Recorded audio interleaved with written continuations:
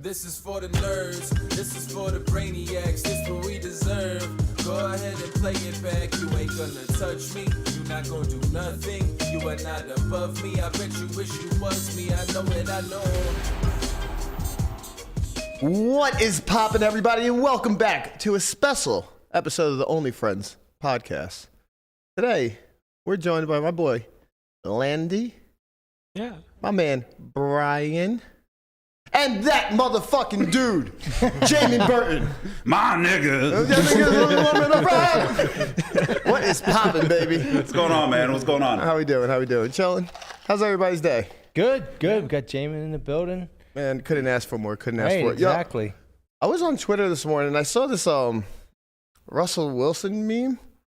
Dude, it's unlimited. What's going on with this guy? This guy just becomes more cringe and cringe. Like is he doing it on purpose? Let's see. I think he's been cringe since he stepped into the league. He really is. Right?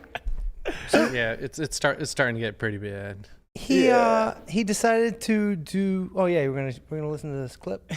I don't really get jet lag too often. I don't really. I've traveled enough to get, kind of get my system down. But yeah, for me, I was on the plane the first 2 hours. I was, probably, was it 8 hours flight here? That's the first 2 hours I was watching the film, watching all the cut-ups and everything else. And then for the next 4 hours, I was doing treatment on the plane. I was walking up and down the aisles. Everybody was knocked out. I was doing high knees and working on my legs and everything else, make sure I'm ready to rock. So that was good. And then the last 2 hours, the last hour of that, I fell asleep for 1 hour, and I watched the film the rest. So I felt good to go once we got back. And then we had. What the fuck did he just say? Did he say he was doing treatment on the plane for 4 hours? High knees through the aisle while people were sleeping on the way to London. Dude is a fucking cornball. No offense.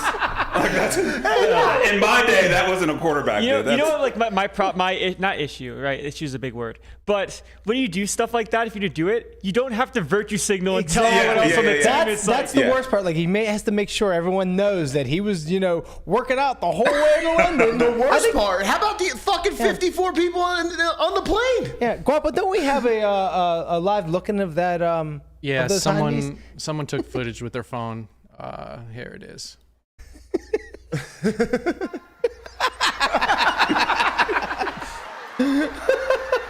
Yeah, imagine that going on while you're trying to sleep on the flight across the pond. That is an 8-hour flight. 4 hours you got to put up with this bullshit. You know what that is? That's unlimited. That's Mr. Unlimited, baby. That is unlimited. That's unlimited. Unlimited. You know what also is unlimited? WPT Global. They are giving out these seats. We got this little tease for you right here. My man Jaman put up. That's a good hand. This one's playable. Hey guys, have you all played on WPT Global? There are satellites going over there where you can win a seat to the $10,000 Wynn Championship.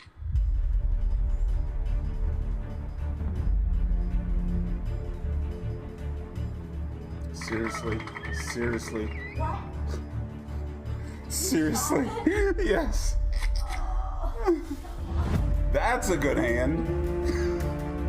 You can also play with cool influencers like Ashley Sleep, who move all in pre-flop with 5 high. Just look at how soft these games are.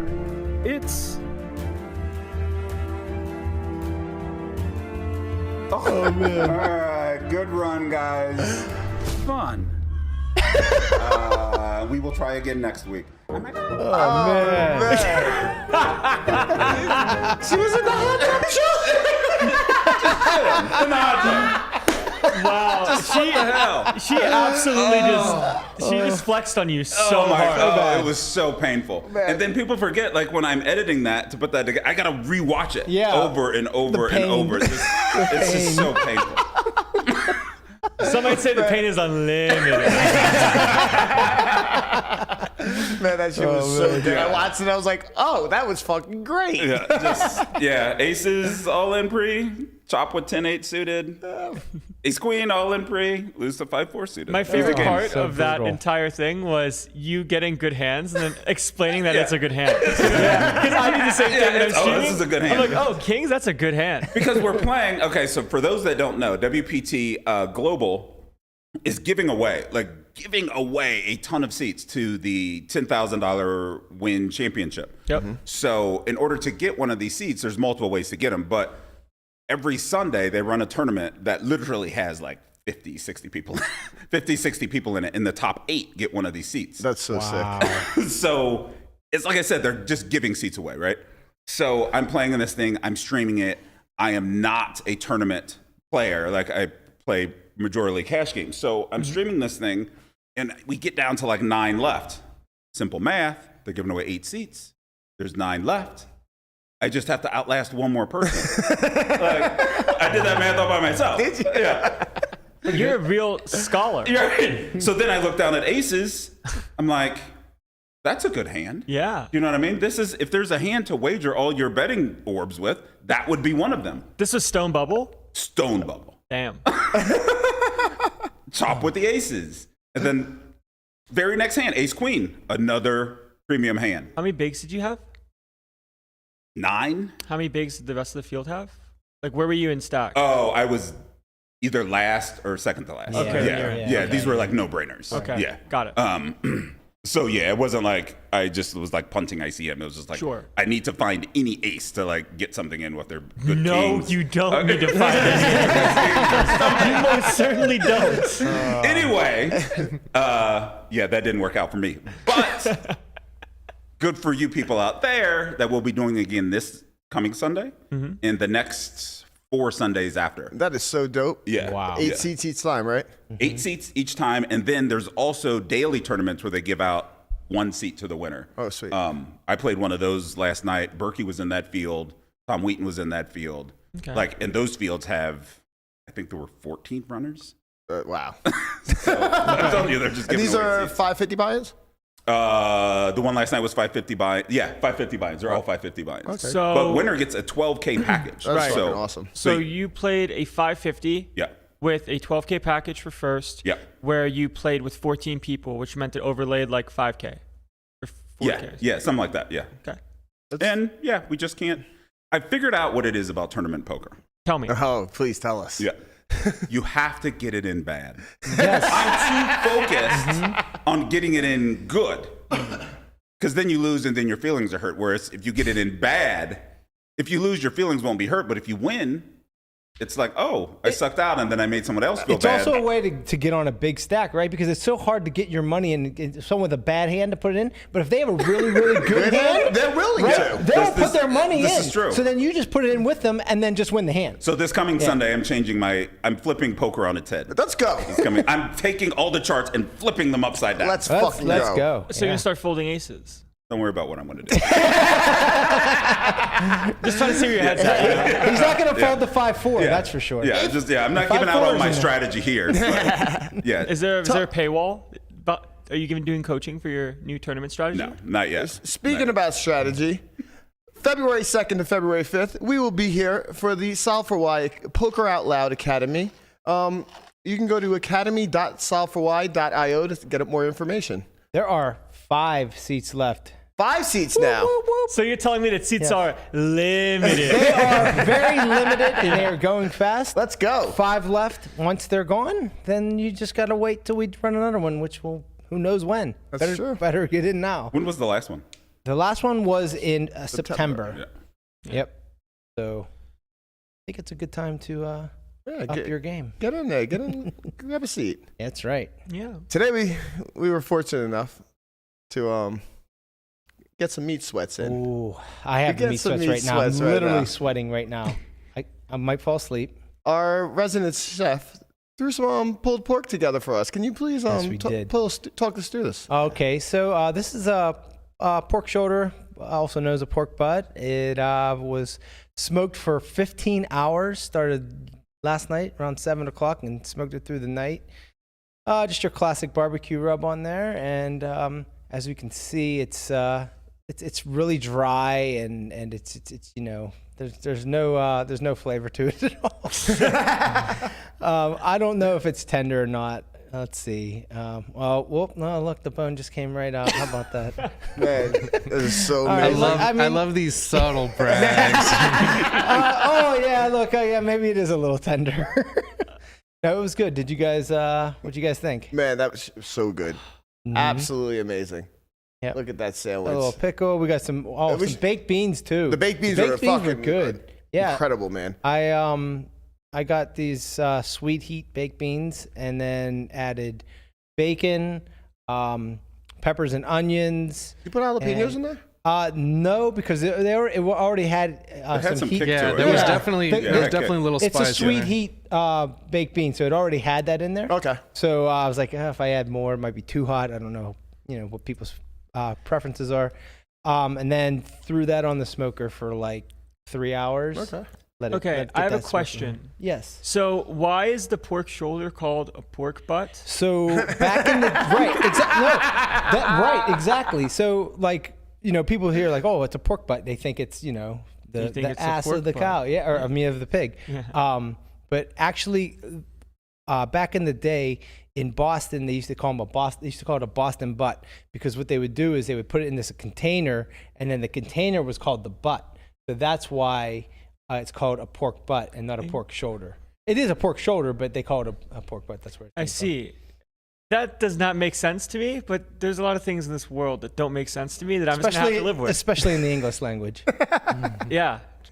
So. I mean, Landon, you seem to enjoy it. Landon had about 4 pounds of it. Yeah. It was an 8-pound butt, and I think you ate about half of it. Yeah, I at least had a quarter. At least a quarter. I was very hungry. I looked at the macro stats of the pork butt. Yeah. It was good. It was 108 grams of protein, 96 grams of fat. In about a pound? In about a pound. Yeah, that's what we estimated. 1,320 calories. It was amazingly good. Thank you. So good. And like you guys know this, I'm just telling this to the people out there in internet land. It's really the only reason I'm here. Yeah, it is. Last week, because last week I made the brisket, and you were in the chat saying like, I want some. I was like, well, you got to come on the podcast if you want some. Yeah, I was just going to come over and take it because the way the studio's set up. There's no free meals around here. The way the studio's set up is we're all upstairs, and downstairs right now where the meat is totally unguarded. Completely unguarded. I know. Yeah. Just a quick aside. I love your shirt. Oh, thank you. You're welcome. Yeah, a little Brony shirt. Got a shout out to the Bronies out there. People, I wonder if people know what Bronies are. I don't know. They'll Google it. Bronies? Yeah. It's guys that are big fans of My Little Pony. Yep. It's a very base shirt. Yeah. That's amazing. Yeah. Exactly. Do you own a bunch of My Little Ponies? Or? I don't. Do you own a pony? But I I have a 13-year-old girl. Oh, by the way, who went through a My Little Pony stage, and as a supportive father, I developed an affinity for Applejack. Oh. Yes. Okay. By the way, shout out to your daughter. It was her birthday yesterday. It was 13 years old. Happy birthday. Happy birthday, Jada. Happy birthday, Jada. Yeah, she is fully into Dad is not cool. Oh, hang out with Dad. I think that's the perfect age, right? 13? Yeah. Isn't that when they start? Yeah, they come back around, like in their 20s? She probably will, yeah. But you have that shirt. This is actually this is my second copy of this shirt. I had this shirt before, and I'd worn it so much it was like faded. Yeah. And you couldn't see the pony anymore. And Lily bought me this one. Yeah. That's great. To replace it. Berkey wants to know where's the rest of your shirt. Where's the rest of my shirt? Sleeve monster got him. Yeah, there's a brony for you. Yep. Oh, a okay. brony? This guy is really. He's like a little bit too much into the. It looks like. Yeah. That's goals. Mm-hmm. Yeah. He's got all the trading cards and. He's all right. I was more of a Care Bear. More of a Care Bear person myself. Wow. So I can see that. So this is a shirt that's very, very near and dear to my heart, as I just got it today. So today, a couple weeks ago, a friend of mine made the final table of a main event in London, where I had a pretty big piece. where This guy, man, I'm telling you, you should never even play poker. Why You should do you just play? you should just have pieces of people because you're gonna get rich and they're gonna get rich. Will you love to just get- buy pieces of me? Because holy shit. So, anyways, I said if he was gonna make final table, because I didn't know if he got back yet, I was gonna buy these 3 shirts. I was gonna buy this shirt. I was going to buy a different shirt, and then I was gonna buy a shirt from a different anime that I watched. So he comes back to the house, not sure if he makes final table or not. So I asked him, I said, hey, did you make final table? He goes, or if he made day 3. He goes, yeah, I made day 3. I'm like, okay, cool. If you made day 3, I was gonna get the shirts. So I got the shirts. So this shirt is from an anime called Naruto. And character-wise, this guy, Rock Lee here, represents the power of youth. Nope. Yeah. Nope. Yeah. No. So anyways, No? anyways, now I have to go more into it. Very, very sentimental shirt to me. Guy trains very hard, goes hard in the paint. Andre's in the fucking chat yelling, Konaha Sapupa and shit. Like, Yeah. what the fuck is going on here? Yeah. Oh my god. So anyways, that's where this is a gym shirt. So I got three new gym shirts. I got this one, got one from a show called Death Note, and got a Uchiha patch for my back. So Sweet. I'm happy, you know, and that's what it's all about in this life, about myself and my own personal happiness. So that's where my fucking shirt is now. Sun's out, guns out. Where is Andre? Andre is in Malaysia biting ankles. I think he's in LA. Is he back fighting people again? No, he's biting people. He's not fighting people. I think he's in LA. I know he's not in Vegas because he'd have been here for the barbecue. It's true. He would have missed out. Me and Andre are never in the same place at the same time. I think I met him once for Are you like guys 2 the same seconds. person? I was gonna say maybe you're the same person. I think I met him once for like 2 seconds. I look for him everywhere. That's great. Yo, Empanada Gate. Oh my God. Empanada fucking gate. Yo, there's a serious thing going on. Yesterday, my phone fucking blew up from, the one and only Ryan Depaulo.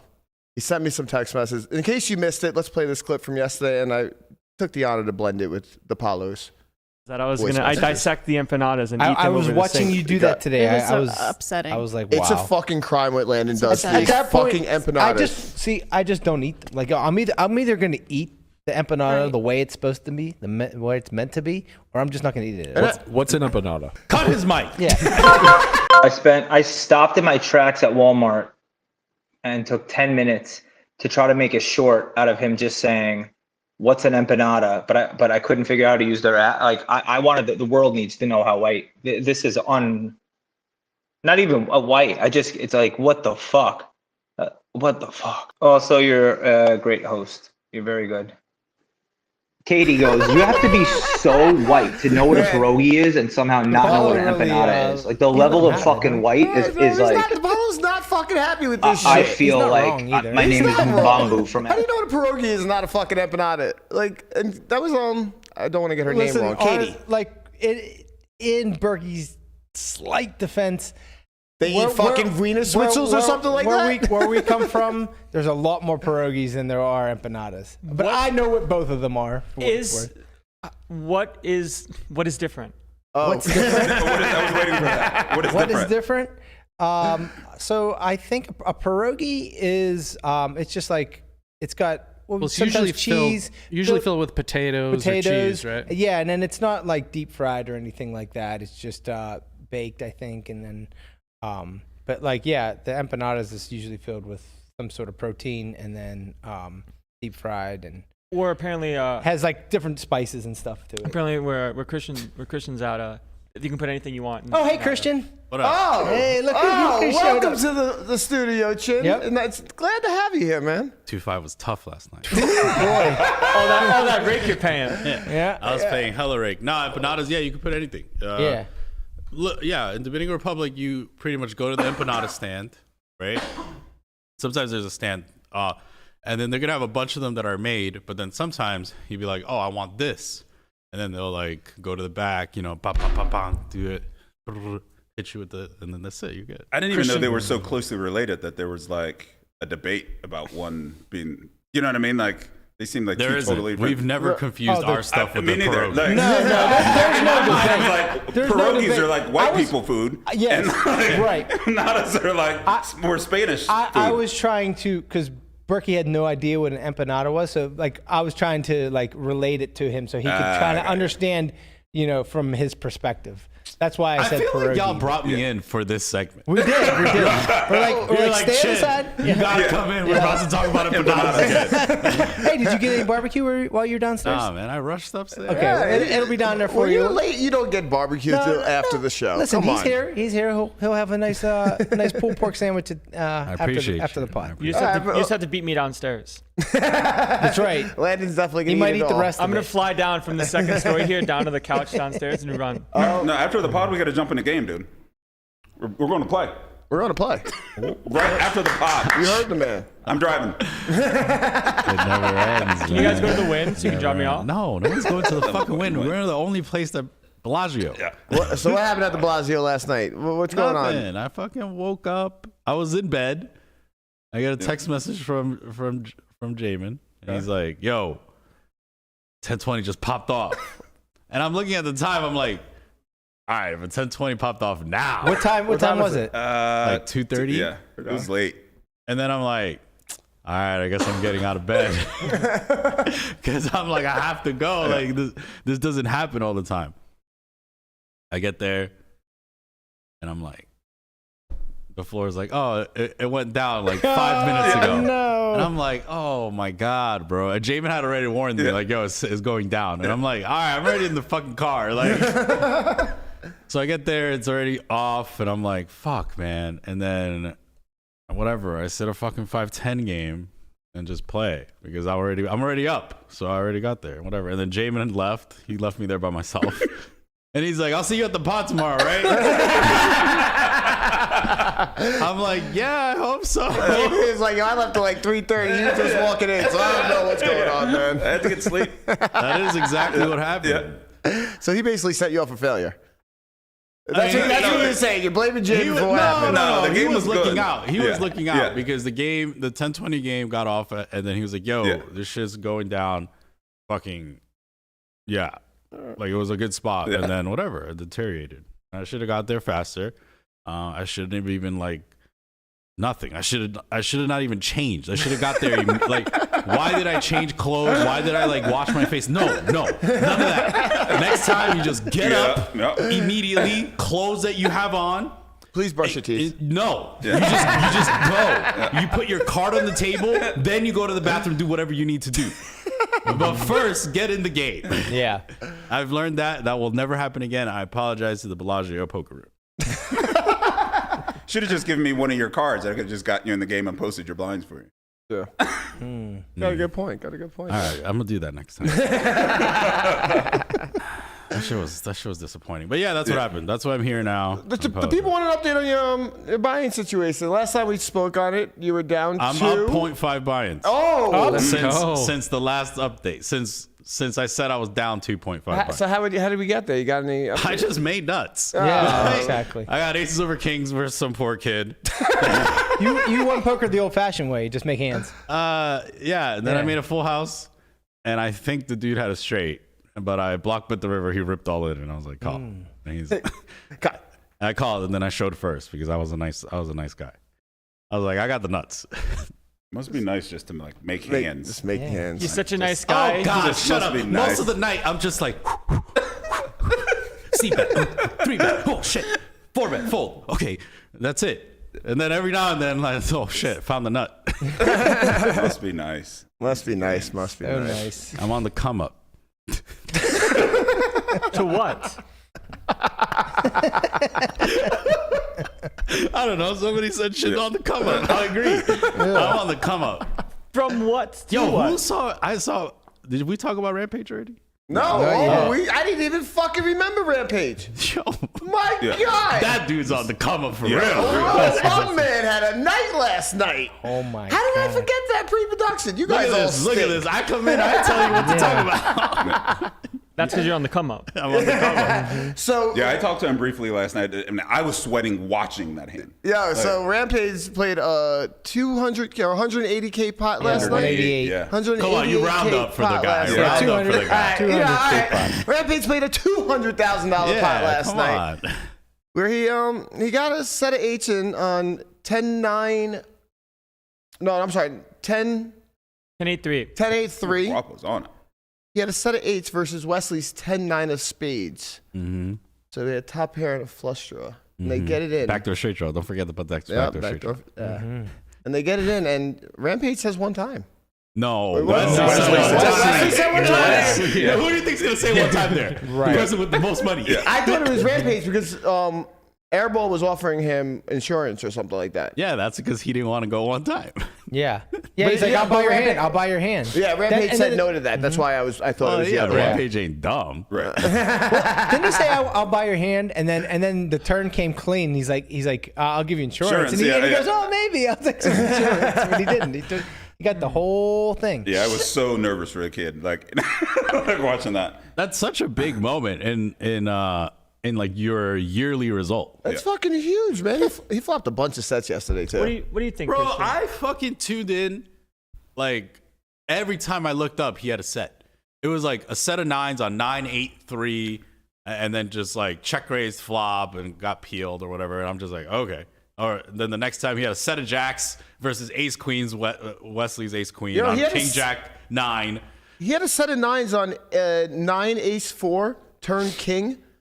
I believe it was a double flush draw board where it goes Mars bets 13. He raises to 40. And Mars has about, I think he's 92K effective. Unfortunately for him, Mars finds the fold with ace 4, but man, he was really just set up to fucking win every dollar on the table yesterday. He was living the dream. That's literally just... You're playing a massive game on the biggest stage, and you're just flopping nuts. Well, do we want to have the conversation? Because last time, Ethan obviously played like super high stakes at Hustler when got a little bit wrecked by Garrett. And now this is the return of playing super deep giga stakes poker. Do we think that that's kind of like, let's call it from like an opportunity / lesson perspective? Because this was not even removed from a year ago. Yeah, but right? let's call it how it is. This is a different game. Garrett's not in the building. This is a different game. And he sun run the fuck out of this game. This is not the same game. It's not the same game, right? Imagine sun running the fuck out of this game. Yeah, I saw a tweet the other day. It was like all in ace king, right? He was like, he saw like everyone that was buying him for like $1 million. He's like, y'all all pray when Garrett's not around. Who said that? All in Aaron Queskin. Yeah, that's funny. He was like, y'all all brave. Garrett's not around. Like, I'm buying him for $1 million. Like, couple people buying him for $1 million. Now you got heaps. Yeah. Now all of a sudden you brave. Like, I see it. We said it would have happened. That's funny. The streets of LA are happy about this. Yeah, I mean, of course. I mean, but yeah, no. Congratulations to Ethan. Wow, that's so big. Right? Let's go, Ethan.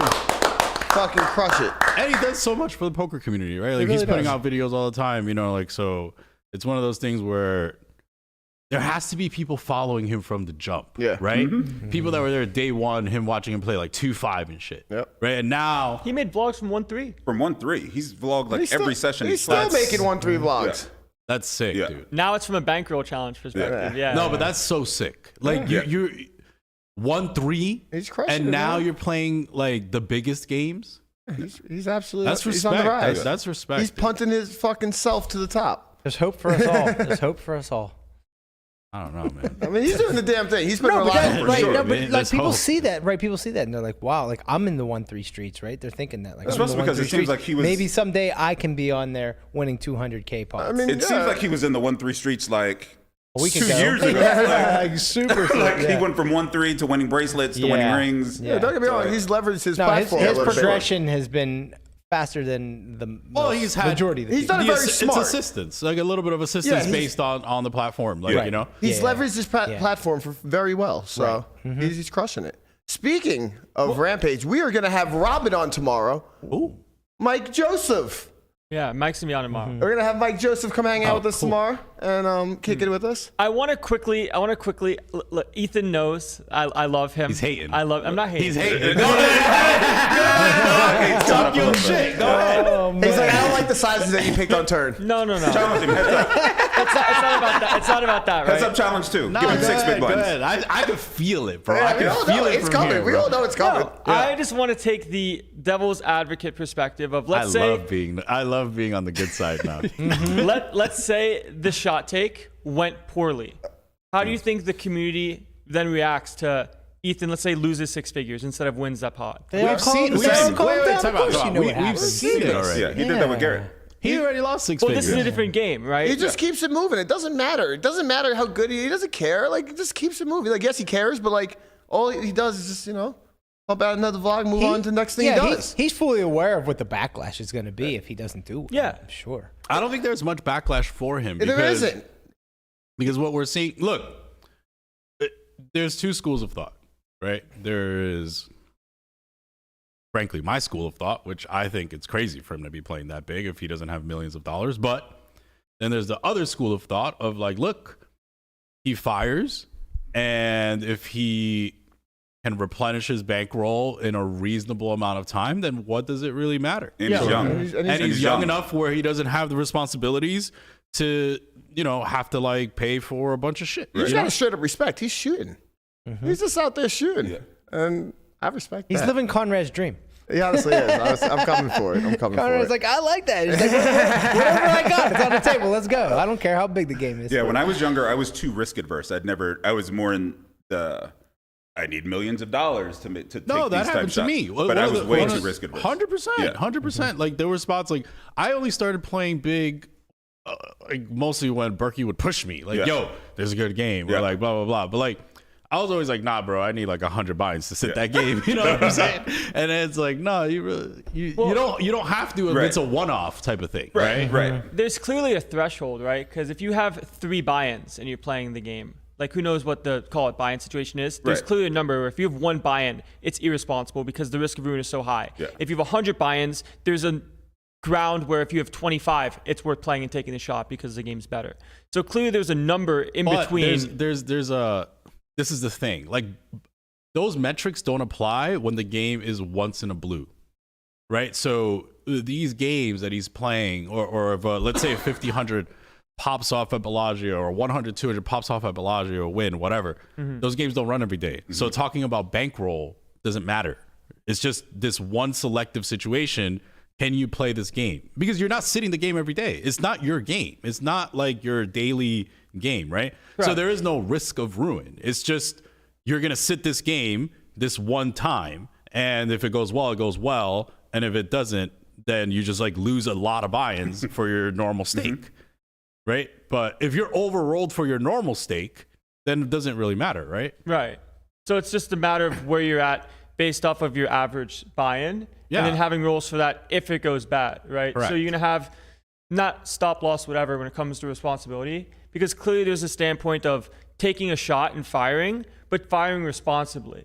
And who knows the situation of Ethan? I'm not saying he is or isn't, just from the overall perspective of taking a shot, taking risks, and then Let's give a that scenario of Ethan has 500,000. Yeah. Right. Okay. He's in this game for 100,000. Yeah. So he's put up 20% of his bankroll, but his average stake is 1020. Yeah. So he's very rolled for 1020. Right. So if he loses 100,000, it doesn't really matter because he's still very rolled for 1020. Plus, he has additional income from his vlogs and everything he does. So now let's say that number is not 500K, but let's call it 200K. No, then it's irresponsible. It's different, yeah. Yeah, now you're risking half your bankroll Right. on one spot. Yeah, for sure. I think we're right on that threshold, right? Like that 20% of your roll is probably right on that number where it's like, okay, this is a lot of fucking money, but this is a really good spot and it could go well for me, right? Didn't he win 50K the night before? Or I think I'm not sure, but I'm just giving scenarios where I think he had a good night the night before also, from what I understand. Yeah. I was watching, there was Bart Hansen used to have a podcast called Seat Open, right? And he had Tom Dwan on, and Tom Dwan would say, like, that it always baffled him how these games of nosebleed games would pop off on Full Tilt, and like the really good 5-10 and like players would just they would not jump, they would not play, right? And they were huge favorites in the game, but they would not play because the games were too big.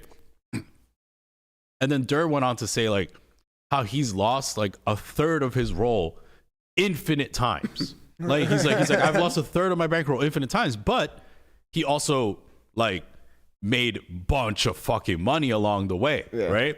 So I think there's that risk management skill of when is a good spot, when is not a good spot. Like that is like a skill that's not talked about enough because 100%. Because you have to take risk along the way, and sometimes you're gonna get hurt. You just hope you don't get hurt like the first time. And it's also it's like you have to build up those mental like calluses about getting hurt. Like I remember the first time I went from I don't know like 2.5 to 5.10, I got demolished. What to me I thought was like a big number, even though I was like way overrolled for either game, right?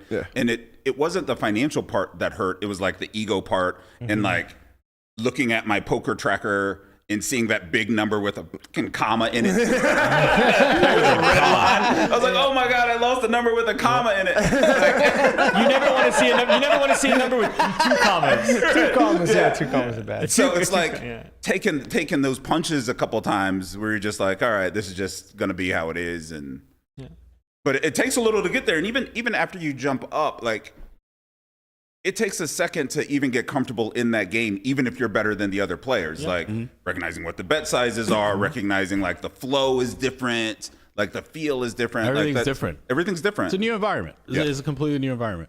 That's just the nature of shot taking, not even if it's just for live, but even for online, of course, where you want to give yourself a chance to succeed and increase and call it stick the landing to play higher, but also at the same time giving yourself a chance to do so. Where if you shot take with, call it 1 to 5 buy-ins, the chances of you actually sticking that landing are going to be pretty low. But if you give yourself a 10 buy-in shot take and you give yourself a chance to get cooler sometimes or cooler, go back this, that, and the other, you then give yourself a chance to actually stick that landing with a higher percentage. Because so many times it's very easy to say, oh, I'm going to take X amount of buy-ins, being 3 to 5, and saying this is enough for me to shot take and try to get there.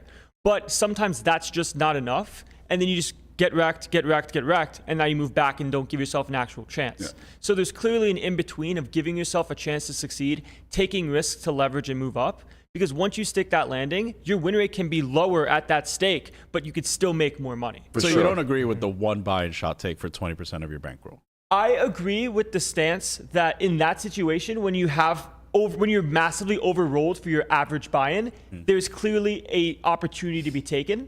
Where if that's not the case, and you're not, let's say you're moderately rolled for the stake that you're playing, then it becomes way more irresponsible. What do you think? I'm going to cut you off for 1 second. Let's hold that.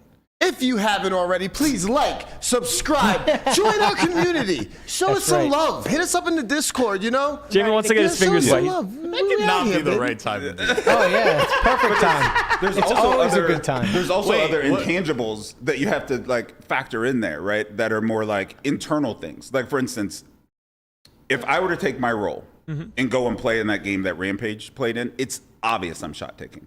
You know what I mean? That's a good point. Yeah. So now you're fighting against this internal thing, like, oh, they're picking on me because they know I'm shot taking. They know I don't normally play this game, blah, blah, blah, blah, blah. So you have to be willing to like fire a couple times to get that part out of your system. One of the first times I played 1020, I was so scared, right? I was just like, fuck. And I was like, I don't want these guys to think I'm a pussy, right? I go in, I put the straddle on right away. And then after that, I played so tight. Such an illusion. You were feigning weakness. Hey, you got to do what you got to do out there. But I was just like, I know Knock knows I played 5'10". Because they know. Of course they know, man. But whatever. There's people that are definitely skilled enough to play any games, and they're playing other, smaller games and stuff. The worst though, have you had this? Hold on 1 second. Have you had this where you're shot taking and the dealer calls you out? Wow, man. Like, what are you doing here? It was essentially like, oh, what are you doing? Good luck, man. That's dirty, bro. The dealer you just want to like rack up and just dealer does you dirty. I was minding my own fucking business. But it also happens the other way too. Like there'll be times I'll go to like someplace and I'll play like 1-3 and I'm goofing off and having drinks or whatever and be like, oh, what are you doing down here? Times are tough or whatever. Like times are tough. What would you call overrolled for a live game? For a live game, In practice, you're assuming like what people have for buy-ins because I'm saying if you were right now to be like, okay, I'm going to play 5, 10, 10, 20. I am massively overrolled for. No, what would you say is the cutoff for overrolled? 50 big blinds. So for those situations, it's pretty important to have an estimate of your win rate, right? Of what you think you're actually winning in the game. Because if you're slightly winning, you're going to need more buy-ins. But if you're massively smashing everybody in the game, you clearly need somewhere between 10 to 20 buy-ins and you can be fine. Agreed. But answer the question generally. Yeah. So the question I think you're answering the question. I am answering. So for me personally, I think if I had 20 buy-ins for a stake live, I'm overrolled. Like if I'm playing 5, 10, 3K cap and I have 20 buy-ins, so I have 60K, I'm overrolled for that playing live. Cool. Like that's where I feel personally. And then clearly, if I had 20 buy-ins to go play that game and grinded that game, you see what happens, right? And then you recalibrate halfway through, where now if I go from 60K to 30K and I lose half the roll, I think to myself, okay, I clearly need to recalibrate, readjust. Some things might be going wrong. Where can I troubleshoot in order to see where I'm actually at? And then you go lower, you play 5-10, and you grind back the money, and then you give yourself X amount of buy-ins to shot take again. I wonder what percentage of people here in Vegas are playing 5-10 and are Under properly rolled. Properly rolled? Bro. I'd say it's like 98%. Everyone, all the Americans. Yeah. For sure. Everybody, Yeah. It's true. All the Everybody Americans, in like US for live poker and like bankroll management, everybody's massively underrolled. What do you consider, like, say you're playing 2-5, what do you consider a buy-in? 500 or 1,000? Yeah. Well, let's just call it 1,000 is like, let's call it. Well, 1,000 would be 200 big blinds. There's right? always a debate of so you're always saying a buying- buy-in is 100 big blinds. It depends. Right. It depends on how the game plays. Right. But like when you generally lost speaking, 2 buy-ins, was that, how many big blinds was that? I was looking at 100 BB. Okay. 100 BB per buy-in. Yeah. But it depends. Like if you're looking at it, if he's looking at it 20 buy-ins at 3K, so that's actually really like a lot of big blinds. So Like yeah, that's like, a lot of big blinds. Yeah, to like lose. if you play 2-5, right, and you always buy in for 1,000, isn't that one buy-in is 1,000? It's weird, right? Yeah, right. I would assume for live, like for live and online is different because online it's always always 100. Correct. Yeah. So for online, it's normally always 100 big blinds. So when I say 20 buy-ins for 5-10 playing online, that's 20K. Right? Now if you're playing a live game where people put more on the table and a call it 5-10 game, there's 5-10 3K cap games, right? So the buy-in, if you're assuming you're covering the entire table, would be that max buy-in. Okay. So that's what I assume to be a buy-in for a stake. So if I was playing 5-10 3K cap, being overrolled, like massively overrolled for myself personally, I would say would be 20 buy-ins. So 20 times, so 60K. 60K. And I think that's a reasonable number. Yeah. Absolutely. But would I play that game with less money? Of course I would. Yeah. YOLO. I still need 50 buy-ins. Torres has his ways. Well, you know. yeah. I mean, there's also. I think bankroll management is also like mental too. It's like, are you gonna run this huge bluff when you have 10 buy-ins to your name? 100%. You know, like everybody has a everyone different has a breaking different point. breaking point, right? Yeah. It's like for me personally, for me to like rip that river when like, oh, I made a pair, but the pair's no good, and now I got to go all in for fucking infinite. Yeah. It's like, I think I'm gonna need more than 10 buy-ins, bro. You know, yeah. And then it's also different if you're not playing professionally. Yeah. Like if you have a job, course, yeah, like, right. it's a lot easier. It's Way different, easier right. because you know Must that be you nice. have a replenishable bankroll, Yeah. right? You know that you have X amount of money set aside. You also have, call it the job that is sustaining your hobby, so to speak, where the money's not the important part. Playing the hand in the moment is, because you technically have a bankroll that's unlimited. Yeah, right? So when you have an unlimited bankroll, you could be literally Mr. Unlimited. It could be. it's interesting now, right? Because the shot take went well. Yeah. For Rampage. Yeah. So now what? Now what? Exactly. Now Rampage is in boss. He's just Obviously. I mean, in fairness, Look what he's done in the last He's the new fucking 2 Garrett. weeks. He's the new Garrett. He's won a fucking Poker Master event. Andy's out of town. It's Dan impressive. Zach is It's nobody's heard from impressive. him. It's impressive, Yeah. man. You gotta give kudos where it's 100%. deserved. He's out like here. ripping off a tournament, then going a few miles west and playing the highest game and ripping that off too. Like Ripping off a tournament going through Foxen.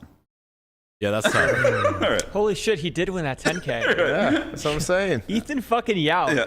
Ethan, you know how much I love it. He's you made know some how much runs I love online. in Anybody those can last win a weeks, tournament. too. You don't win a tournament going through Alex Foxen. No. Yeah, that's Very tough. tough. And then go and rip off a 200K score is like, that's impressive. You know man. why? I don't. You know He's why? on fire. He knows how to wind it in like the best of them. Oh my God! Oh Please my stop God. this shit. I remember like before all like the W's and Ethan saying he can't win a tournament, he can't make any bullets actually count, showing up to the win for bullet number 4, lose aces versus kings or whatever the fuck it is for this He time made a whole around. video about it. Yeah. Did you see that whole video he put on IG a couple weeks ago with him just busting thing? And then all of these great. posts where he's like, I just can't fucking win, and then boom. and then you win. He just won. Squeaky wheel gets the oil. Good for him. I'm glad. We know Because he's it's also gonna like he's he's also gonna make a working on video himself. about it.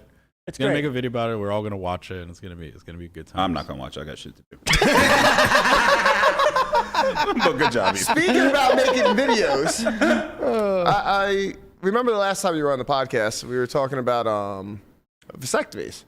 And today, hold on. And today, I put this, a little flashback together for the people.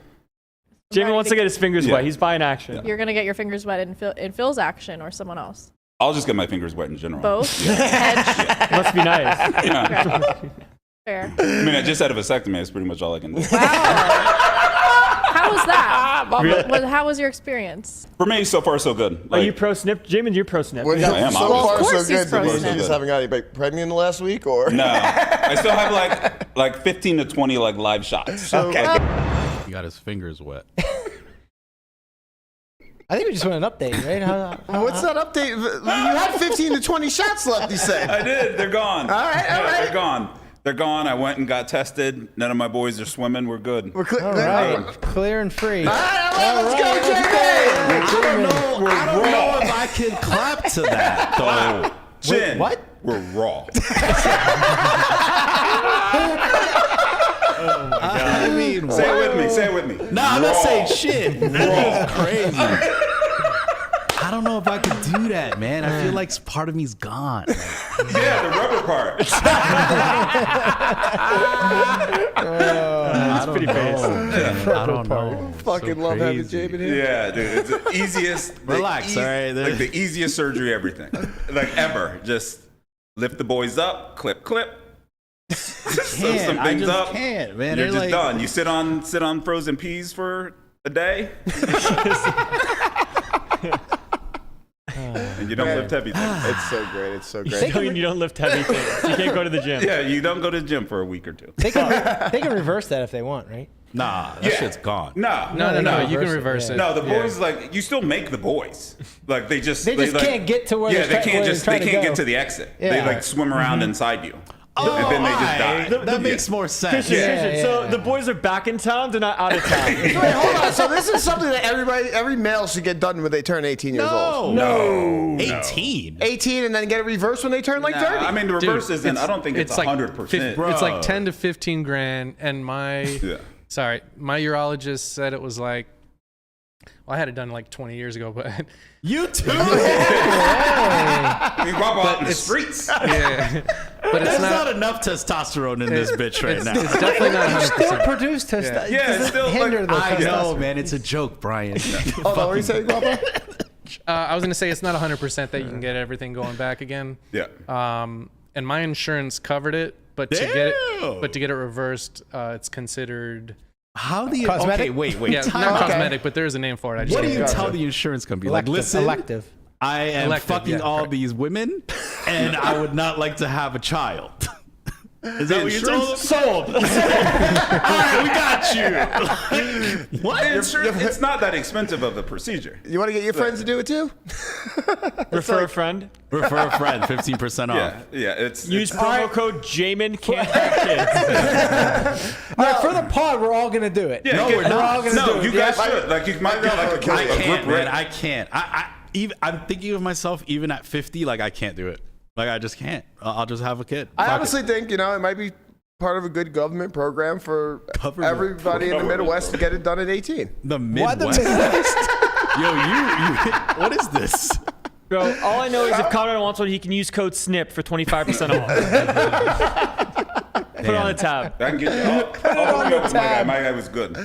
Oh man, That's crazy. Yeah. So What wasn't good though is when I went in there, there was like, I don't know, some intern or some lady. She was just like, she was just standing in the back, just like watching. And I was like, what is this? Like, who is she?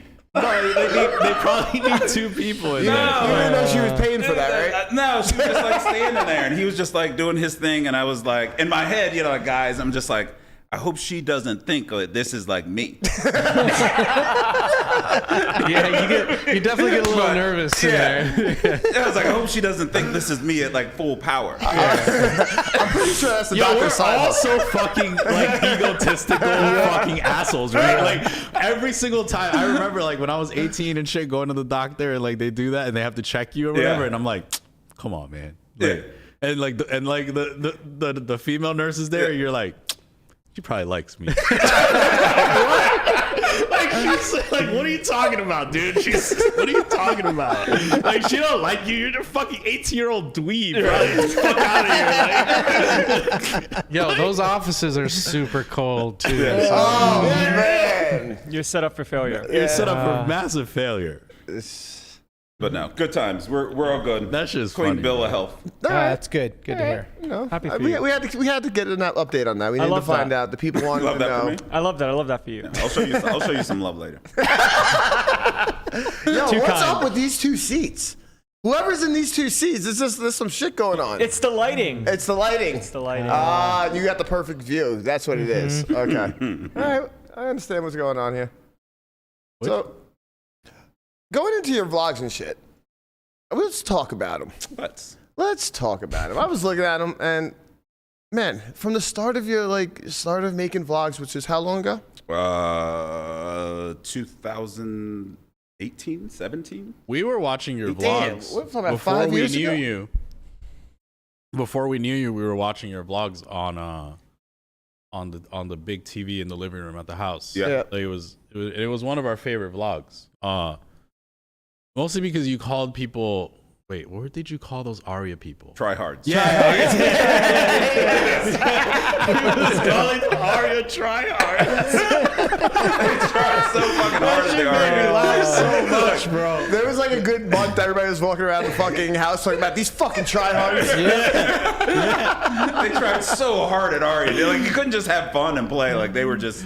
That shit Oh, was it was so hilarious. ridiculous. But go ahead, Okani, go ahead. No. So over the time you've had a pretty sick growth through your vlogs. Like you could tell from your editing skills, you've gone from normal to cartoons to fucking mixing them now. You're doing a whole bunch of shit. What's your creative process like? What's your week look like doing this type of stuff? My week is a mess, dude. I get to. How do you say this? Anal. A little bit. I see something and then I want it. Okay. And I want to know how to do it. And then I spend way too much time just trying to figure out how to do it to make my quality better. I had been fooling around with trying to figure out how to do animation for 2 years. Okay. And then I saw that you guys did something for, I don't know what it was. Yeah, it was for the whiteboard video. Yeah, but I remember seeing a video of Chin dancing around New Jersey, a New Jersey hotel room or something. And I called Burke and I was like, "What is that? How did you do that?" And he's like, the "Oh, it's origins. just That was for the software." origins. Huh? No. The software origin stories. maybe. Yeah. Yeah, maybe that's what it was. And he turned me on to some software, and then I just dug deep into that, and that's how I solved the animations.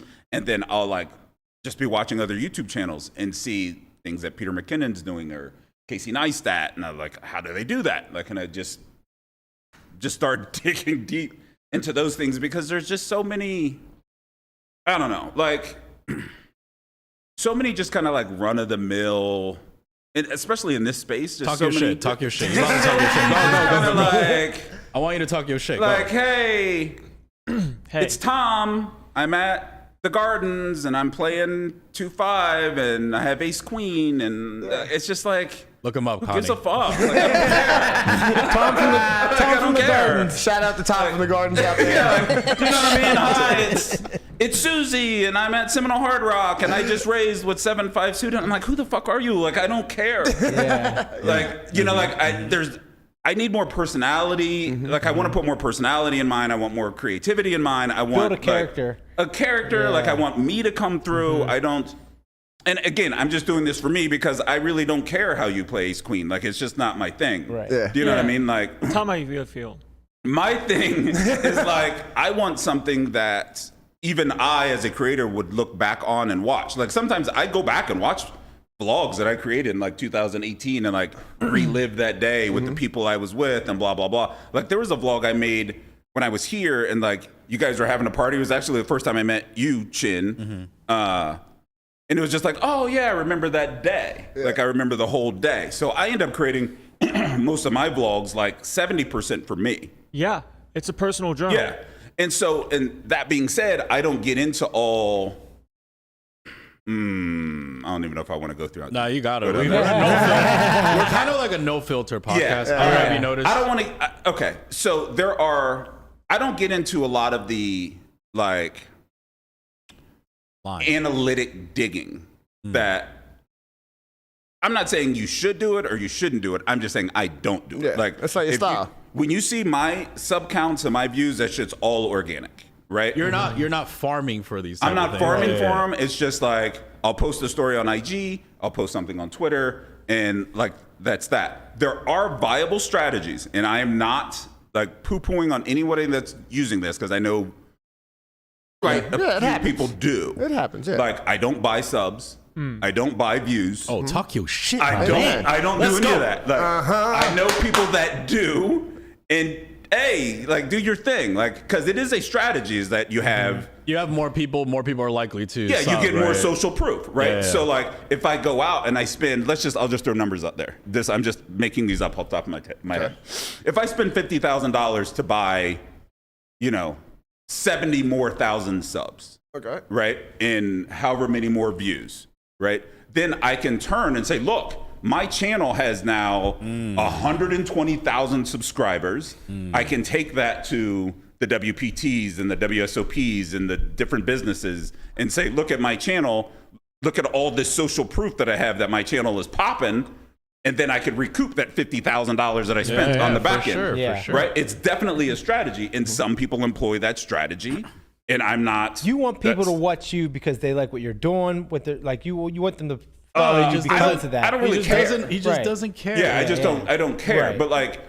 Again, but it's not my full-time thing. It's just like I just created a vlog. It's just kind of like, oh, this is fun, and I'm going to journal it. And you do it like so. You do it for fun, and then you just like, okay, whoever wants to see it. I remember because poker vlogging wasn't a thing. Here, I can relate to this when it comes to the content and some things that I do when it comes to writing, like when it comes to my blog. Yeah, and I know that when I write for me. Right. And if people gain something from that, great. By all means, I'm happy to share. Right. And that's kind of my process when it comes to writing, and it feels very similar to your style with your vlogs. Yeah, talking about his style with his vlogs, you were talking about how you play Ace Queen and stuff. We actually have a clip here of you with Ace Queen.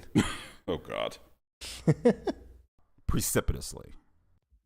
Really, dude? Precipitously? Really? Man, you're really getting your money's worth out of that highbrow Iowa State education, aren't you? This man said precipitously. Action full to the first of all. This is I started looking through a couple of your vlogs and seeing all these like educational moments. That's right. You gotta fortuitous. Fortuitous. And it's not to be confused with fucking. It doesn't mean fortune. Not fortune. Does not. Correct. Precipitously. Precipitously. What in the fuck does that even mean? You got to look things up, man. My vlog, when you watch my vlog, you should have a dictionary.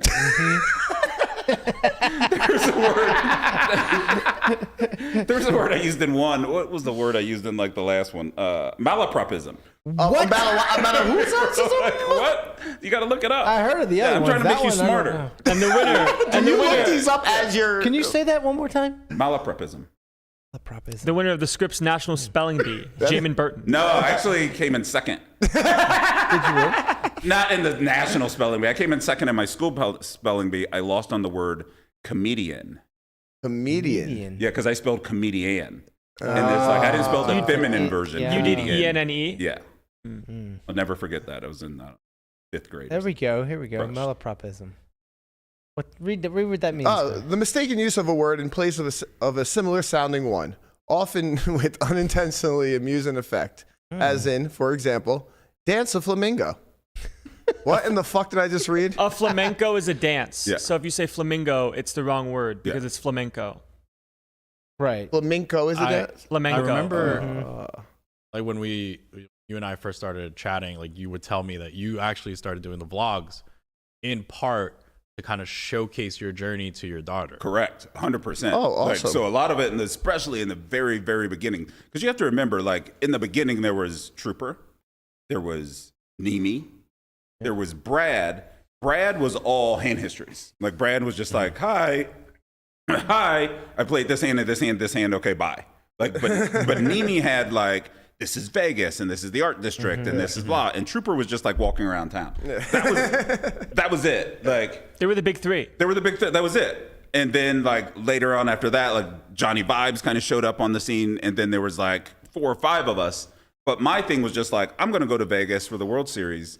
I'm going to document the thing so that maybe when Jada gets older and she wonders, well, why did Dad always go to Vegas? Like what was going on in Vegas? Like I would have that to show her. Wow, that's cool. I had no clue, none, that more than 7 people would ever see. Right. Yeah. That's great. Like I put it up on YouTube, and then like within, I don't know, 4 hours, there was like 1,200 views. Oh my God. And I'm just like, what in the hell is this? Like, what is this? Yeah. And then I is this put real? another one up the next day, and then that one had like 4,000 views. And then I remember walking to the Rio and people like recognizing me and that being weird. Right, yeah. That's weird. Yeah. And then from there, it's just like the vlogging thing, the space just kind of took off. And then I started getting a little bit more like artsy with it and like creative.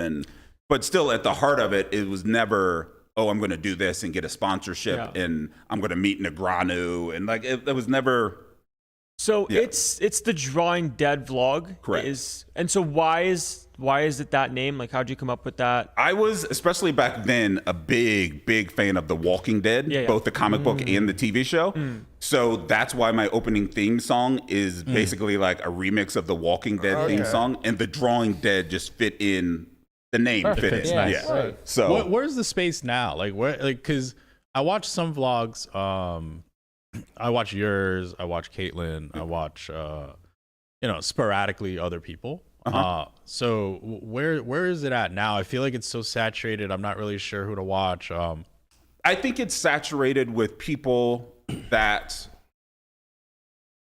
Well, it'll never be saturated if you're being like authentic. Do you know what I mean? Like if you're being you, that'll come through. You'll fall into the cracks or you'll get lost in the wayside if you're trying to be somebody else. And there's a lot of vlogs that you can tell well, they're just trying to be someone else. Either that or they're kind of hiding themselves. And those people will just normally just fade. They make 3 vlogs. They realize how hard it is to make a vlog. And then they don't get the pop that they want.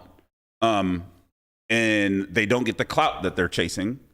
And then they just kind of fall out. So I don't watch a lot of vlogs on purpose. I watch Nimi. I watch Caitlin's, especially her parody ones. They're great.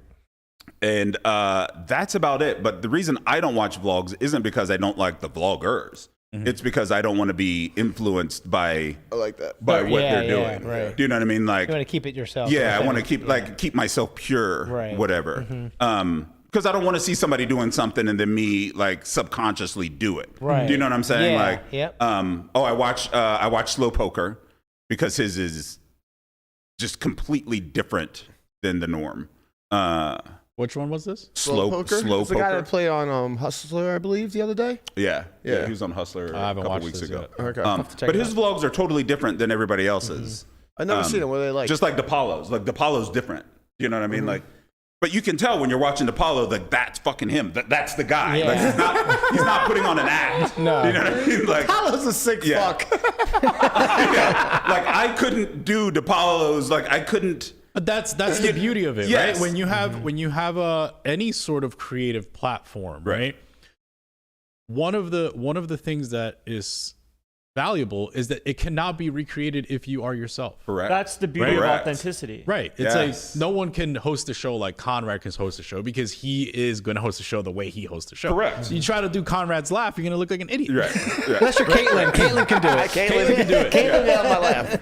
Right. No one can do Caitlyn like Caitlyn can do because she went to acting school. She has her own Right. personality, Exactly, her own yeah. like thing, and you have your own thing, right? So I think that's the beauty of it. And I feel like you've influenced a lot of other vloggers to get even into the space. I know Pokerface Ash was like one of the biggest people that came to you and was like, oh, should I do this? Yeah. And you were like, yeah, you should do this. This is kind of the blueprint. Yeah. You also helped Caitlyn build her own vlog, right? So like you're like, I will support. You're helping people I will now. support anyone. Like the they Godfather. can have one view. They can have no views.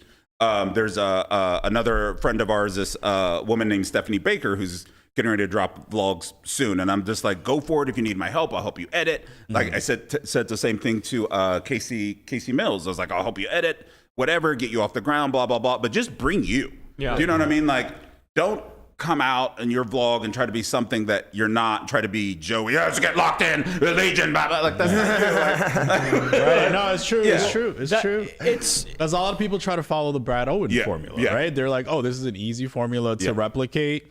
You put up some hand histories, you know, and stuff like that, and like you'll garner views because it seems like hand histories are what people want. They kind of use it as their learning mechanism, so to speak. But it's interesting that I want to dig in a little bit on that, just because you have the opinion of, okay, I'm gonna let people in the space make the space greater. Do you feel as if some people are just like, no, like I want this space to myself, so to speak, because I have all the views, etc. Blah blah blah. I feel like the vlogger community is not like that. No, I think for the most part, the vlogger community is pretty collaborative and pretty like everybody kind of helps everybody else. I mean, we have like there's like a Discord channel out there where people are posting tips and tricks and that's really cool. And da. It's the same thing as like a rising tide raises all ships, right? Yes. Oh, well, yeah. Yes. So it's like that in other communities too. Yeah. Like when it comes to the variety content creator platform, chess as well, right? There's not much of a dominating space, but people that are collaborative work together, raid each other's streams, because in all honesty, more viewership is better. Right. But then there are one-offs, right? There are people that don't participate in it or that don't want to be part of the community, and that's fine. That's fine too. Yeah, like that's their prerogative. Like for the most part, my and I will say this until the cows come home. My introduction into this space was from Tim Watts, was the Trooper, right? Mm. But for the most part, the Trooper is kind of off on his own thing. He's kind of doing his own, which is great. That's his fine decision. for him. Yeah, like, for sure. Whereas, you know, and then it's. You see the Marianos and Ethans collaborating. Right, but it's yeah. funny how it goes in almost like generations. Yeah. Do you know what I mean? Like there was like me and Johnny and Andrew and Brad, like in one generation, and then there was another generation that was like Pokerface Ash and Marley and blah blah blah, and then there's another generation that's like Rampage, Mariano, Next Gen, Wolfgang, you know, like, and everybody kind of like works in their own generations, but we still talk across whatever. I think it's really cool. Yeah. And especially because the people that show up and try to do like, I'm just getting into it for the clout or for the money or whatever, they never last. Yeah. They're like a flash in the pan, and you can see it from a mile away. Yeah. And when it comes down to the adventure of the vlogger, right, or whatever, call it career, not a career path, but potential career path, you can very easily tell when somebody has a relationship with someone and you know it's genuine, right? Yeah. Like I know that Mariano and Ethan have a good relationship. For sure. Like Wolfgang, part of that crew, like they're all good friends. And you could tell that sometimes people want to go on these journeys alone, and that's completely reasonable. And sometimes it's nice to have a community, and you can find a community within like-minded people that also enjoy doing the things that you like to be doing. And in that regard, you just have a collaborative effort, mix both platforms. You get some of their viewers, they get some of yours. They probably beef though sometimes, right? Like Ethan and Mariano, like they had to have beef every now and then. Like just like it's like any relationship, right? I mean, we all fight in this room. Once these cameras are off, I'm sure there's gonna be an argument. I remember talking to somebody not long ago. Like if I knew back when I started what it would be like now, would I have done it? And at times it's like, oh yeah, I've had a blast and it's great and I've met all these people and networked and like people I wouldn't like. I'd know nobody in this room if I didn't vlog. You know what I mean? I just wouldn't. You'd still be in St. Louis. I might be gone, but yeah, I'd probably. I mean, I wouldn't. You would be somewhere. I'd be somewhere. We don't know. Right. But then there's the flip side of it, right? Where it's just like now, I can't just go play. Like I can't just go, and I'm sure you guys get this too. Like you can't just go and just put on your headphones and sit down and play. No, you can't. That's also the choice that you make when you want to become an industry person, right? Because when you started your vlogs, you could have made them private and like private linked. The only person that could see them would be people you give the link to. But you got to remember, when I started my vlog, nobody was watching. Poker vlogs weren't a thing. Exactly. You know what I mean? And then once you built up, you could have said, you know what, I don't want this limelight or public potential figure. But you make the choice. People of saying, are very generally, they try to give you your space. Oh, like 100%. They you know, they'll say like, oh, I really like your vlog, I really like the podcast, blah blah blah, and then they kind of leave. And that's the cool part. Yeah. The part that like fucks with your head is that you don't know. You never know. They know. You know, no, like you're giving out information, whether it's good information or bad information. Like I've just shown for the last 5 years how I play Ace Queen. That's true. Does this guy know this? Precipitously.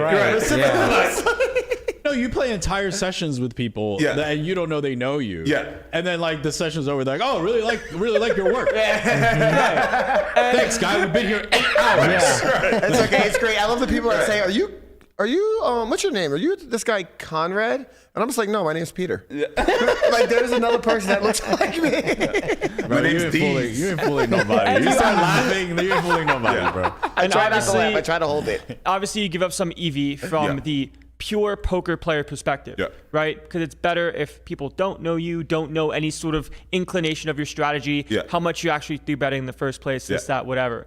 But you also gain it back when it comes to the networking 100%. and the people that you meet and monetary revenue from the well, vlog. but it also goes into how do you build the vlogs and what hands I show and what hands I you don't. get to choose. Like, there's certain hands that I have recorded that are perfect, that'd be great to show, that I'm just like, do I really want to show that this is the type of hand that I'm check razor river bluffing? Like, just ain't gonna show it. Like, I'm just gonna like. And that's your call because you're the person that does final cut for your vlog. That's important. That's important to be mindful of those type of things because you don't know who's watching. Especially if I was playing against you every day, I would watch all your vlogs. I promise you, I would watch every single vlog you put out. Every single fucking one of them he would. I would. And I'm sure there are people that, you know, like, bro, I remember I was so obsessive when I was in my 20s. I would watch fucking everyone's shit. I'm like, if I ever play against this motherfucker, I know everything he does. Right? And so then it's like there's also on the so then you also have to throw in like, I don't know what you call them, like red herrings, but you have to throw people off the scent. Yeah, like, right. So there was even in the last vlog, I put in a hand like the strategy within the strategy. Yeah, there's like a meta to it, dude. Like I've been going on and on and on for years about how like 3-5 suited is the best hand in poker. And anytime I get 3-5 suited, I play it, especially if I know I'm vlogging, because I know I'm going to put it in there. Because I want people to think I'm just 3 and 4 betting with 3-5 suited. I got to make special Jaman sims and have like Rigby as the dirty diaper. You got the 3-5. So every position, every formation, 3-5 suited. Pure. But it is unfathomable how often he wins with the hand. Yeah, like, it's the best hand in poker. I'm just like, how do you make this work, man? Like, sometimes you just gotta find the ace-3-5 and then get ace-3-4. You just bet. He had like a straight flush one time. I'm just like, what? 3-5 suit is very easy. It's here's the line. Small, small, gigantic. That just sounds like my poker in a nutshell. Small, small, overbet. Small, small, overbet. Can you please not tell our shit out here? All right. Quarter, half, all in. Out of position. Block, block, block. All right. Yeah, call me. Call me. Show me you got something. It's very interesting to me because I had this conversation with a friend and we were talking about just relationships as a whole, like any sort of relationship. Olivier Bousquet? No. It's always, it starts at like it's an exponential growth, right? Because the worst thing that happens is a relationship falters and how bad can it be? But the best thing that can happen is it becomes someone you're close to, it leads somewhere else, Marriage. the network leads somewhere else. Exactly. There's a bunch of different things that can come from any sort of relationship that you have. And once you become a public figure and start putting out vlogs, start putting out content and being someone. I'm not a public figure, sir. I'm an influencer. Exactly. So once you become the influencer, there are people that like now you're in this room and like I'm so happy to know you, you know, and like to have these conversations and to be a part of that space. Love that. Where this wouldn't actually happen if you weren't. Right. I You want love this I for you. didn't. Do you want a mouth kiss? I'll mouth kiss you. This Come over lighting here. is fucking crazy. That's not the- This shit is wild. This lighting is You fucking want him to wild. tongue you down? Like, what's up? Oh my god. No tongue or anything. Let's just mouth You kiss. say something sentimental and you get gaslit. So fuck all you guys. Yo, bud, you see what you did to this There's lighting? too much male energy Yeah. for you to come with that shit. Speaking about our boy Just Berkey. scumbags. Fuck y'all. I'm low on testosterone right now. I'm not. On the wrap up, speaking about my boy Berkey, he's playing live at the Bike tonight. Wait, I thought he missed his flight. Nah, he got one. Yeah, he fucking missed his flight again. This Again, is like this week guy. number 3 of missing his flight. I told him yesterday. No, he's gonna listen. I'm just like, dude, just leave 15 minutes earlier than you think you should. He's a like, chronic. Yo, he chronically leaves at the he has a last problem. minute. He has an issue. He has a of problem. Everything. He's honestly has a problem. He does. He does. We just have to get the astrologist of Matthew to come here and There's talk to him something. about it. He has a mental illness. Dude, it's tardiness. bad. It's called Yeah, tardiness. bro. He's fucked up. Like He booby-trapped He only himself. leaves. Yeah. I think he's actually afraid of the game. Oh, as a matter of fact, I think he's afraid. I think he's just like a little bit afraid. Like, fuck, man, I'm gonna run bad on. I always run bad on stream. Like, and he doesn't want to go, so he leaves. Like, he's like last minute. you know- he's like, if He's I run get there, good I on the get last there. couple streams, though, right? doing all You right. guys know He lost last one. last time. Wait, but why? Tim Urban. Yeah. Yeah. So he wrote a whole blog about what a procrastinator he is and like he struggles with it, all that stuff. I was reading. I'm sure Berkey read it too, but it is Berkey to a T. And like, but he goes through on like how to try to fix it and what to do, and like Berkey needs to just like read that once a week so he can. Like, What's it called? The blog is called Wait But Why. Wait, but why? Yeah, it's one of the more. It's one of the more famous. blogs in the world. Probably. Tim Urban is the author. He comes up with his Lot of stuff really is good really stuff. good. His stuff's Yeah, really really good. insightful stuff. He's yeah. kind of washed up though now. Like I don't know.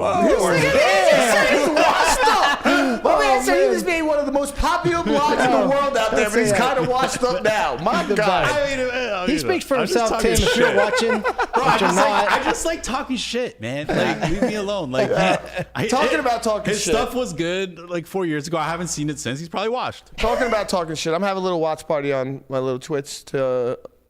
You know, Oh yeah, what happened with your Twitch? I See saw what's you- going on with Berkey on Live at the Bike tonight. I think we're just gonna nice. chill, hang out, talk some shit. Cool. So I'll post that on my Berkey's washed. on my. Yeah, talking about Berkey, this motherfucker ran over fucking 2 cases of protein today in the goddamn driveway. Wait. I forgot to take a picture of it, but there's chocolate fucking protein milk all over the walls, my God. everywhere. Wait, in the garage? No, Wait, in the driveway. He ran it over literally in the driveway. so I saw in the tweet that he said he ran over protein. I thought it was powder. No, he ran over fucking chocolate milk. There's Like chocolate the milk Premier- everywhere. the Premier yes. protein? Yes, Like- the ones that cost fucking $27 a case. Yeah. Yeah, that he one. He ran over like $300 worth of protein. So okay. So this guy gets so mad at me for having so many of them, and he just fucking squandered so much. But I still love you, Matt. Yeah, well, he probably paid for him though. Nah, we chop it. Okay, Just a little preview. fair enough. My weekend warrior pick is actually going to be tonight. I'm not too high on any of the games around that I see this weekend, but I do like the Ravens going into Tampa Bay at plus 1.5. Ooh, getting a So, you know, we'll see what goes on there. Away dog primetime game. Jimmy, who's your football team? I grew up a 49ers fan, even though I grew up in Cincinnati. And then I just kind of, I don't know, like over the last 3 or 4 years, like since the vlog has been doing all this stuff, I haven't had Sunday mornings. I'm asleep. I feel you. Like, I feel you. I'm rest. I feel Games you. start so- early out here, especially the London Yeah. ones. 6:30 in the morning. So I guess I can technically pick a new team. I don't have any affiliation. You know what? Steelers. Come on to the Jets and Giants, baby. It definitely won't be the Steelers. There's still too much Cincinnati in me for ever to pick the Steelers. Come to New York, baby. We're on a run. Yeah, we'll see. We're living life over here. You know what I mean? Joe Burrow though. But you know, on that note, we're out of here. We will see you guys tomorrow with my boy Mike Joseph. He will be in the building. You know, we'll have Landon, Chin? I don't know, man. Unless you're looking for me and Chin, because we'll be at the Bellagio in about 27 minutes. It never ends, man. It never ends. Apparently, if you want to go hang out with fucking Jaman and Chin, they'll be at the Bellagio in 20. I'll be at the Bellagio 2-5 with 20 buy-ins. There you go. 50. On that note, thanks for rocking with us. We love you. Peace. Peace.